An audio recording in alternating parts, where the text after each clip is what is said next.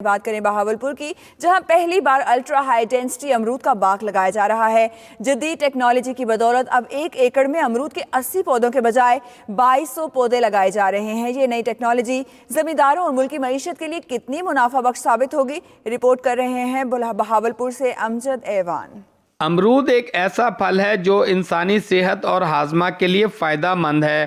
جنوبی پنجاب میں پہلی بار الٹرا ہائی ڈینسٹی امرود کے باغ کا تجربہ کیا جا رہا ہے۔ روایتی طریقہ سے باغبانی میں 1 ایکڑ میں 70 سے 80 پودے لگائے جاتے ہیں، جبکہ الٹرا ہائی ڈینسٹی ٹیکنالوجی کے تحت اب 1 ایکڑ میں 2200 پودے لگائے جا رہے ہیں۔ ابھی فی الحال تو امرود لگا رہے ہیں، لیکن امرود کے بعد ہم انشاءاللہ کنو کا باغ لگائیں گے، مینگو لگائیں گے، کھجور لگائیں گے، اور آنے والے وقت میں ملک کی جس طرح ضرورت بڑھ رہی ہے ہم انشاءاللہ ملک کی خدمت کریں گے۔ ایک پودے سے دوسرے پودے کا فاصلہ 4 فٹ رکھا گیا ہے اور امرود کے پودے کی بلندی 4 فٹ سے 5 فٹ تک ہوگی، جبکہ ہر 40 فٹ کے بعد 8 فٹ کا راستہ بھی چھوڑا گیا ہے، جنہیں پانی ڈرپ ایریگیشن سسٹم کے ذریعے قطرہ قطرہ دیا جا رہا ہے۔